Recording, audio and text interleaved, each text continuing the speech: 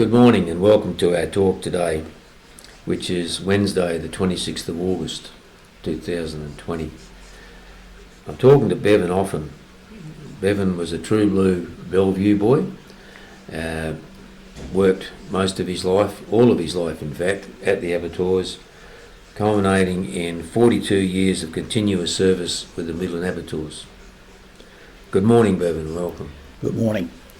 Can you start off at the beginning and tell me where and when you were born? I was born in Saleyards Street, Midland, at the St Andrew's Hospital on the 27th of November 1938. Where was Mum and Dad living when you were born? My parents lived in 1 Helen Street, Bellevue. That was in an old house, old tin house. The walls inside were hessian bag with whitewash walls. The floors of the house was, some parts was dirt floor. It was a pretty old house. No air conditioning. In those days, the front door was left open and the back door, the wind blew straight through. With that, in those days, there was no refrigeration or anything like that. All you had was the Coolgardie safe. Later on, ice boxes come in to keep everything. And then later on, years past that, refrigeration come in. No TVs or anything like that for entertainment. All you had was the radios to sit down and listen to. Put it this way, that life was very hard in those days because it was the end of the Depression. World War II come on, and the hardship of people in Bellevue, what they had there was quite harsh. With it, entertainment and so forth like that around Bellevue, there wasn't a great lot. You made your own entertainment. There was football, there was clay holes there that everybody used to go and swim in. Also there was pitches in Midland that a lot of people used to go in. Some had to walk in because money was short. Others would catch a train. You might be lucky and go into Perth to the movies or something like that. There was dances and that around Bellevue and that for the average person of age and so forth like that. No, life was pretty hectic around the Bellevue area. With industry and all that, as far as Bellevue, Midland was concerned, there was a lot of brickworks in the early part. A lot of people were employed in those. Around Bellevue with those clay holes? Yes, this is around Bellevue. During that also, they used to have after the war, there was what they called the Bellevue swim-through, where a lot of the returned servicemen and all that put on a day, and the football crowd and all that, and they had big stalls and to swim through Bellevue. So The swim-through? The swim-through, that was swimming in the clay hole from one end to the other and all that. No, it was quite a day they used to put on, right. And things like that. With that industry around the area, as I was saying, the brickworks, they more or less finished before my time. There was some still going, one over Motor Railway near the old section over by the old bridge on Midland Road. There was also the meatworks going, the railways, they employed quite a few people. There was 2 railways, the government WAGR railways and the Midland railways, Foggett Jones and all that. So with all that employment, there was quite a bit in the hard times of Bellevue and Midland. So, did Dad have a car in the early days? My father, he had an old Ford AA model that was quite an old thing what he had there. Mm. Then later on, he started off, then he got a Holden car, one of the first ones that come out at that stage. It was F.E. Holden, I think it was. And from that, well, that was, we used to get around quite a bit in those two vehicles. So what did Dad do for a job? my father, well, during the Depression years, he worked down at Harvey on the irrigation system. They worked about 2 days a week. That's about all they were limited to, with people on the dole and such and such. The war years, well, he was up in the islands up there at Bougainville and Torquay and the airport up there. He came home and then he worked on the deviation up on the railway around the old Swan View tunnel, because they had trouble there with the trains getting through there. Then after that he ended up in the Midland workshops, so that was actually his life. Did he do a Well, trade? he was working in the blacksmith shop there. Oh, yeah. He was a blacksmith striker, so with that was part of the start of the Midland workshops, you know, like in that area, you know. If I can take you back to living in Bellevue, where did you go to school? Well, I went to the Bellevue Primary School there. That was a little old school there in Clayton Street. I done my early piece there, and then I went on to Midland High School. Now, Midland High School, I stayed there till I only done 1 year at Midland High School and ended up then at the age of 14. Then after that I started work. So how did you come to get your first job? Well, being young, you wanted to do any type of job. I was offered a job at Foggett Jones down there. Down at Foggett Jones, I used to do 1 day on the killing floor there. Then there was about 3 days doing the curing of bacon and so forth like that. The other day there, on the Friday, I'd go out with the deliveries there around Midland, Guildford and all that. And that was actually what I'd done at the Foggett Jones. How long were you there? I was there for about approximately a year, and I thought, well, there's no future here. So therefore I went to try for an apprenticeship at the WAGR workshops in Midland. From there, well, I couldn't get into the first intake of the apprenticeships, so therefore I worked in the main office there as a delivery boy, going around the various offices in different parts of the railways, you know, working there and delivering all different papers and so forth. Occasionally do a run into Perth there on the train there to deliver papers to the Perth train station. With that was about my first year or so there, and I started an apprenticeship then as a car and wagon builder in the car shop and wagon shop. Was that Block 1? In Block 1, yes, that was Block 1. With that I started on my apprenticeship there, and I went on for 5 years there.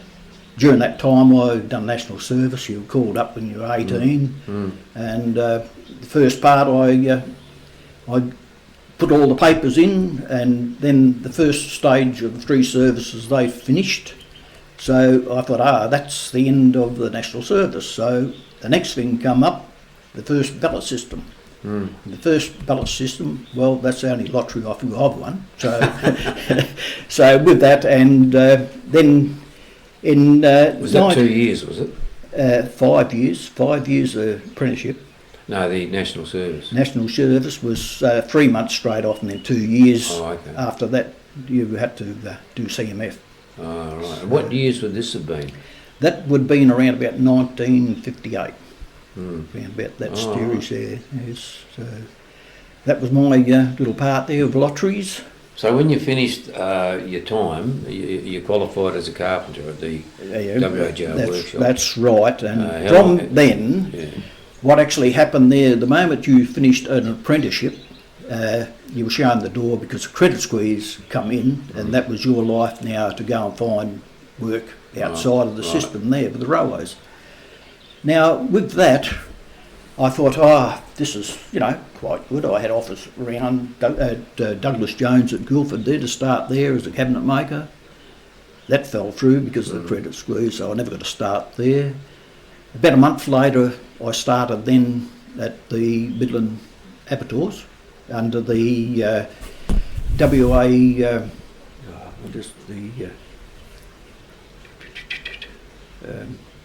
Like a scheme of some kind, was it? No, actually I started there in the Saleyards. There I picked up a job there that doing work there, cleaning and whatever come up, and counting sheep, and also counting pigs, so forth. I was there for a little while, and then I went over into the cattle areas there, putting up the kill for the day, and from there I was offered a job there back in the trade again. So from that I went in, and then I worked there at various parts right throughout the starting off the work I had there at the Midland Abattoirs. Going back to when you decided to sort of branch out and try the abattoirs, can you describe the process of getting a job there? Because there was an employment office there. Well, it was a little bit of word of mouth. It was a relation, more or less. He said, I think I can get you a job. I'm not definite. And he said, I'll see what I can do for you. So that was my opening of getting into the sales world. So but it wasn't a carpentry job, was it? No, it wasn't a carpentry job, How because did at that you feel stage you took whatever you could. I took what I ever could, because in those days you just had to take what you were going to get. Were there many carpenters working there? And what year was this that you started there? I started there in 1960. It was the 29th of February, 1960. That was the day I started. It was a leap year, so that's a day that you can always remember. Yeah, that's right. Yeah, so of course. That was it. So that was when you started like as general hand? Yes. And how long were you a general hand? Well, for about 12 months, I suppose, I would have been just doing labouring and all that, and then went forward and into the other. Now, at that stage, it was the Midland Junction Abattoirs Board that I was under the employ to start with. Now, it hadn't been very long, I think, that the government started there, because I think it would have been probably a year or two, I think, that the government more or less took over the setup there. Dates I'm not too sure on that. But before that was the old solo days of the abattoirs, to which the butchers done all their own killing. It was a bit prehistoric, the way that the handling of it was, and cattle and all that. They used to lay them on the floor to take the skins off and so forth like that before they hung them. This is prior to the chain coming into... That was well before the chains and all that setup come. So what was the process from coming off the farm into that area around the Saleyards? Well, starting off there, that when I was there would be a lot done with rail. There was only small trucks there, so that with the farmers, some brought in by small trucks, others long distance was all sent by rail. Now, with the rail there was sheep trains were delivered to the marshalling yards, and then one by one they were taken over to the sale yards there and offloaded.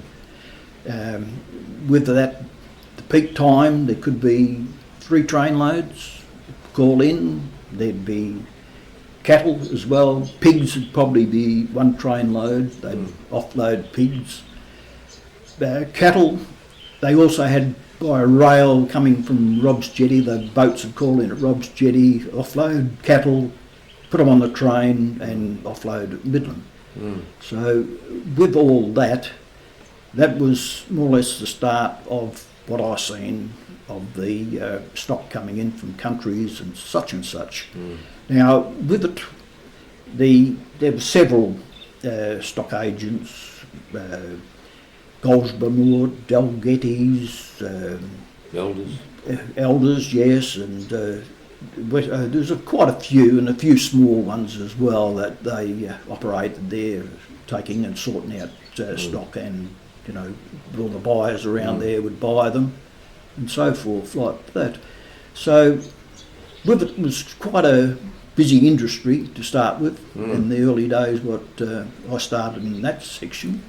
So those cattle they'd be all marshalled and wheeled into the cattle yards. Yes, and then the auctioneers were they sold in, or were they just bought in directly for slaughter?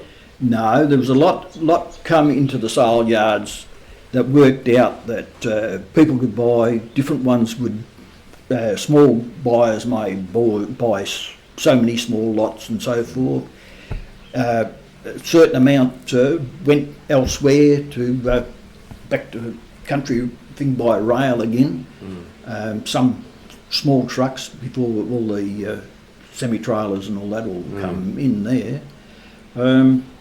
With it, no, it was quite a beehive of industry through. So with all their stock, that was to go to the meatworks, was all shifted into the lairage sections, like sheep went into their sheep lairage, pigs went into their separate little section, cattle went into their cattle lairage, and from there, once stock went into that was quarantine. You couldn't take stock out of those areas again. It had to be slaughtered.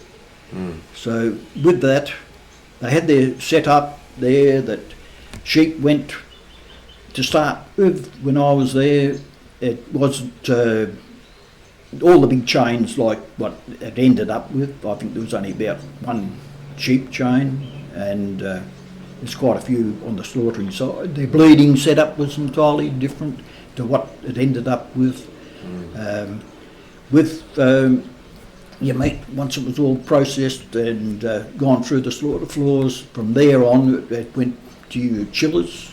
From your chillers it went either to boning rooms or down to the freezing departments, and from there on, well, it was either sent overseas or whatever the case may be as time went by. So, with it was quite a big process. And so the boning rooms, were they all operated by the government? Mainly by private companies like Dick Brothers, and there's quite a few different ones there, all had their own boning rooms, and from there on, well, meat that was done in the boning rooms was all pre-packed into boxes, and that was for local market and export? Yeah, local and export was, the way it worked out. Local meats were all loaded out onto a ramp there to go to the butcher shops and so forth, and it was all carted out by there. Yes, so as a carpenter, you wouldn't have had anything to do with the slaughtering side of it? No, not. What sort of jobs did they give you to, mainly the Saleyards, was it, or within the works itself? No, in the works itself, well, there was a lot of maintenance to be done right throughout, as far as the buildings, offices and all that there. Well, to which, well, it was a lot of work all over the situation of different parts of the plant. So with it, well, you could be, one day you might be working, fixing up something around the office part. You may be fixing up doors of chillers and freezers and such, and well, then time went by with another takeover. Then was a change that went to the WA Meat Commission. Now, the WA Meat Commission, in their setup there was a lot of alterations to the works. There was new chains in the busy period. There was a busy part there with drought and all that. There was a lot of stock come in. With it, they couldn't handle the stock, so therefore they had to build extra chains there. I think it went to about 4 chains from one chain for mutton. With that, it was quite interesting work right through, because with all the changes there, there's still work for carpenters as far as concrete and such, and parts of the building all had to be changed. Underneath was, you had to go down and dig a lot of the sand out from underneath the foundations and put extra rooms down in the basement area to take the different ideas of chutes, stainless steel chutes, take different parts of the carcass and offal and such down through the chutes of different departments. So with that, there was quite a bit of work underneath the building and putting chutes in through different walls and floors and things like that. Quite a diverse workplace then for you. Oh, it was, yeah. So it was very interesting, some of the projects that, used to get. There was big changes. The mutton floor was all done. The beef floor, then that went into a big change. They changed all the setup there. Before, the cattle used to be laid on the floor to take the skins off. Now it was changed there. That was all a different setup that all went around on the chain. The offal was taken out over a big viscera table, and then they went on to a different section, was cut down in half. From there it went further down into different other departments like chillers and boning. I suppose health regulations would have demanded different standards as time, in the time that you were there. Health standards would have improved. Oh yes. Consequently, all these mechanised systems sort of came into place. They did. How many carpenters were there working at the abattoirs then?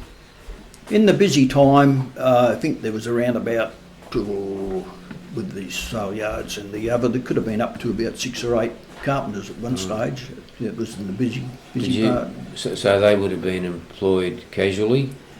They were put on more or less on a basis that could be 12 months, or it could be like a permanent job for a while. But you knew your job was secure? Oh yes, I knew that was secure. Yeah. So from there on, well, I kept on going right through. Yeah, did you have a foreman that oversaw or gave you tasks each day? Yes, well, we had, Jim Leach was the engineer, plus he used to say, well, I want certain parts done around the works, therefore he would give it to the foreman. The foreman would give us the work to put around in different parts and such and carry out different tasks. No, it was quite good. Yes. So you oversaw lots of changes while you were there. Yeah. And so you never ever had any thoughts of moving on to a different occupation or anything? No, I was quite satisfied with what we had, so that was... They were pretty good to work for. That was pretty good, yes. I never had no problems there at all. No, it was... Because the abattoirs was a source of casual employment for many, many people. Oh, yes, over the years. Yes, it was, yes, because with it, the setup was there also that, you had casual workers, as you were saying. There was a lot of permanent ones. There was a lot of people there, worked from overseas. Did you want a cuppa? Oh, right. Yes, a lot of people there was employed from the eastern states, from New Zealand and all that, to come in to do their slaughtering, and also general hands around the place there. Yeah. So a lot of people were employed. Big turnover of staff. There was a big turnover of staff, yes. So with all that there, things went pretty well there. So, did you have anything to do with the development or construction of those freezers down the back and the waste treatment plant? Well, we did, because we had to put all the new drainage setup. A lot of drainage setup was underneath the building, and then a lot of that had to be changed there to go through to make room for other freezers and that down there, heading that way. The waste treatment plant, well, we did a certain amount of little jobs there with the pump setups, putting in pump sheds and so forth to pump the wastewater from the waste treatment plant over to Hazelmere. Hazelmere there, well, they had about 3 big dams over there, and from there, in the peak period, they couldn't handle the water there, so therefore they had to go to Ridge Hill, pump water all the way up to Ridge Hill. So their water setup there was a big thing there. The treatment plant, well, the new setup there, what they had there, it worked quite well, but I think it was just a big costly thing there that... that would have been constructed by under contract. That was a contract job, that one, yes. So. And the byproduct section was always a controversial issue in Midland with the smells that came, but they must have refined the system as time went by. Oh, well, there was a lot to do there because with Jim Leach being their engineer and all that, in between the setup there was another big cooker put in, there was all the other setup to try and stop the smells and all that was escaping and all that there. So a lot of it there, the problem was solved. There was another place there with byproducts over in Hazelmere, that Tellerman's, I think the Abattoir's got all the blame for all their smell that was coming from there that was heading back to Midland as well. So the byproducts obviously came off the floor, was the slurry and the bits that the contractors and the offal operators couldn't take.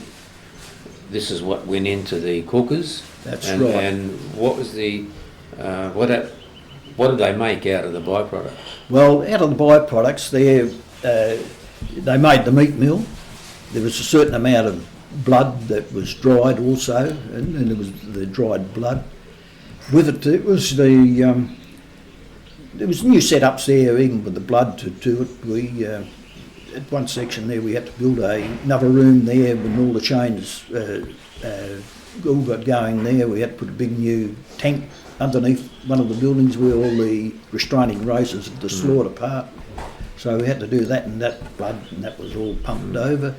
With the byproducts there, as that, plus the tallow from all the byproducts of all the fat, that all was all put into tanks, and from there a lot of that was shipped out as well. It went down. So would that have been overseas or local? The fat part, the tallow and that was all overseas. Meat mill, that was all bagged. Now that was sent overseas too, I suppose. There was very little left over. The water and all that, and that the setup, that was all down to the waste tradespeople. Yeah, so that was all down to that area. So with it, there wasn't much wastage really. Yeah, so. And as time passed, there must have been. When did you start to hear rumbles that there were changes in place? Because, like, the Abattoirs went from rather a small operation, as you described, to killing, from my recollection, 14,000 or 12,000 sheep a day, 600 cattle, a couple of hundred pigs, and then it came to a stop. Yes, well, it was what actually happened there that with the live export, that seemed to put a stop end to the Midland Abattoirs as far as the Meat Commission was concerned. With that, come a lot of unemployment there after, when the decision was made there that the place was not profitable, and therefore, with that there, the works was decided then that instead of the Midland operation, that it would therefore then go to Rob's Jetty. So with that, Ian Flack, Brian Wilson was the manager then, when it was just about on the closure. From that, Ian Flack, he went down to Rob's Jetty. He was the manager and all that down there. So with that, that was the end, more or less, of the Midland Works there, so that was the final part of that. Now, with that, the place then went into a care and maintenance for a period of roughly about 12 months, maybe slightly more. With it, a lot of my time there was either doing a bit around the place, either the Saleyards, or I was also sent down to Rob's Jetty down there to do the stainless steel around the doors and all that down there. So I spent quite a few days down there, travelling backwards and forwards every day. With it, well, I'd done quite a few doors, and then the next thing happened down there. Bang, they had a fire. That wiped out all the beef section. Then that only left the lamb and the meat, the sheep section. Shortly after that, bang, was another fire, and that was the end of Rob's Jetty. Right. So that became the end of the WA Meat Commission. Then the decision was made that the Midland works was to be stripped out after being on care and maintenance. That was the end there. So after that, well, the Saleyards kept going because the farmers and all the setup there, they still wanted the Midland Saleyards to continue. So from there on, well, I was lucky enough there that I carried on. I got an offer there with the next employer along the line, which became the Agriculture Department. They took over the Saleyards because the new people that was taken over, it was the WA Meat Industry Authority, they couldn't start straight away because it all had to be sorted out. So the Agriculture Department, they took over for a period, I suppose, around about 12 months, and therefore I was lucky there that Tim Marshall was the head of the Agriculture Department, that he was set up above me. I had the job as a supervisor, so therefore I had the job there of doing wages and such like times, and put into the Agriculture Department at Midland. So from that there, the place went on that the Midland Saleyards become under the WA Meat Industry Authority. Now, with it, I still stayed there. The Agriculture Department, and that come to an end part. The Meat Authority, they had a chap there that was put into the Agriculture Department in Midland, Dave Saunders. Now he was also with me and the start of the WA Meat Industry Authority with the Midland Saleyards. From there was another manager put over the top of him, and with it I carried on there till the day that I retired, and that was in 2003 on the 27th of November. So I was 65, and I said, well, that's the end of my work as far as the abattoirs. Seen quite a bit of changes that happened right through the meat works, Saleyards and so forth. Now, when I left, it would have been a period probably of about 6 months, I'm not sure on that, that the Saleyards carried on for that period, about 6 months. And therefore, from there on, the Saleyards was transferred then to Mouchet. And Dave Saunders, he was more or less a follower-on, that he took over the job at Mouchet, and that was the end as far as I, Yeah. And so looking back, it was quite a satisfying career. And when the Midland Abattoirs closed and all these other private operators came in to take control of the Saleyards, were your entitlements and leave and all that sort of stuff, was that carried over? It was, yes. It was. Yes. So when you finished up, each one that sort of took the role of being in charge of the Saleyards, your entitlements just carried forward. That's right, There wasn't a point where they paid you out. No, I carried on superannuation Yeah. and holiday leave and everything. And you were on the tools all through that time. Yes. After the last kill, I think, was about 1978, Yes. and the place closed up and was actually sold. It was closed in 81, and then it was sold to the Brickyards, Yes. Prestige Brick in 86. Bricks, yeah. So you were kind of on the tools always, Yes. right up to Right up, yeah. Yeah, so you oversaw all those changes in your lifetime. Yes. It's quite amazing, Yeah. because the transformation in Midland now Yes. is you wouldn't know the place. would No, it's the backbone of Midland actually went down with the closure of the Midland railways, Midland workshops, you? Mm. the Saleyards, to which took a lot of employment. A lot of people lost their jobs.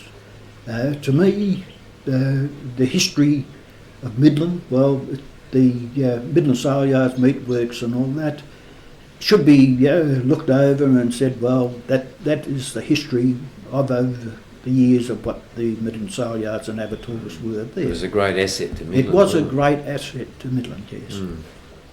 Well, we've covered a lot of ground, Bevan. I really appreciate you giving me your time, and we'll finish it off there. Thanks very much.